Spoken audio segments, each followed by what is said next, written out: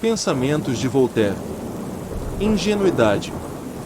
Que ingenuidade, que pobreza de espírito, dizer que os animais são máquinas privadas de conhecimento e sentimento, que procedem sempre da mesma maneira, que nada aprendem, nada aperfeiçoam. Será porque falo que julgas que tenho sentimento, memória, ideias? Pois bem, calo-me. Vês-me entrar em casa aflito, procurar um papel com inquietude, abrir a escrivaninha, onde me lembra tê-lo guardado, encontrá-lo, lê-lo com alegria. Percebes que experimentei sentimentos de aflição e prazer, que tenho memória e conhecimento. Vê com os mesmos olhos esse cão que perdeu o amo e procura-o por toda parte com ganidos dolorosos. Entra em casa agitado, inquieto, desce e sobe e vai de aposento em aposento e enfim encontra no gabinete o ente amado, a quem manifesta sua alegria pela ternura dos ladridos, com saltos e carícias. Bárbaros agarram esse cão, que tão prodigiosamente vence o homem em amizade, pregam-no em cima de uma mesa e dissecam-no vivo para mostrarem-te suas veias mesentéricas. Descobres nele todos os mesmos órgãos de sentimentos de que te gabas. Responde-me, maquinista, teria a natureza entrosado nesse animal todos os órgãos do sentimento sem objetivo algum? Terá nervos para ser insensível? Não inquines à natureza tão impertinente contradição. Bolsa de Valores. Vá à Bolsa de Valores de Londres, e você verá que os representantes de todas as nações se reúnem ali para tratar dos seus interesses.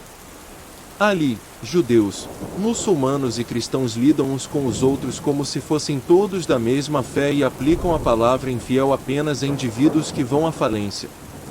Lá, o presbiteriano confia no anabatista e o anglicano aceita uma promessa do que é que. Ao deixar essas reuniões livres e pacíficas, uns vão para a sinagoga, outros para as igrejas ou mesquitas, além daqueles que preferirão uma boa bebida, mas todo mundo está feliz. Eureka!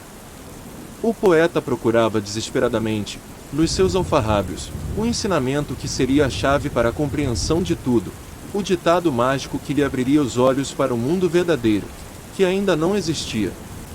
Mas era tanta coisa enganosa, erros sobre erros, que nem mesmo a sua intuição, muito desenvolvida, dava conta. Apelou para a sua bondade e tentou ouvir o seu coração, mas este estava enferrujado. O sangue era espesso e cada batida doía. Procurou usar a vontade, mas ela tinha se desgastado pelos anos de luta. Quando não havia mais solução, apelou para o nada e se lembrou que era uma criancinha. E como tal, não tinha ansiedade, apenas queria aprender. Prestinado. O poeta sabia que estava fadado, eternamente, a cobiçar as ilusões, embora soubesse que elas nada significavam. Caminhando pelas ruas observava a beleza vazia das formas sem fim, não sendo mais que um fantoche nessa pantomima sem graça. Ainda assim ele se importava com o mundo, era essa sua sina, não era outra a sua natureza. Eu sou um viajante do tempo. Uma criança solitária tem muito tempo de se investigar e muito medo da sua condição. Como eu estaria daqui a 5 anos, daqui a 50 anos? Provavelmente, como eu vi os meus colegas de colégio, seria forte e inteligente, saberia resolver os problemas e não teria medo. Resolvi, então, me imaginar com 9 anos pensando em mim, agora, com 15 anos. O novo e o velho se contemplando. Descobri que eu não era tão fraco ou burro assim e que não seria tão especial como gostaria. O tempo foi passando e eu me conectava muitas vezes comigo mesmo. Agora mesmo posso conversar com a hora da minha morte e até depois, dependendo da minha imaginação. Será que eu realmente mudei? O medo que me impeliu para frente aos 9 anos não sumiu, e não será ele algo realmente positivo. Um anseio que é um motor da vida. O conto do nada.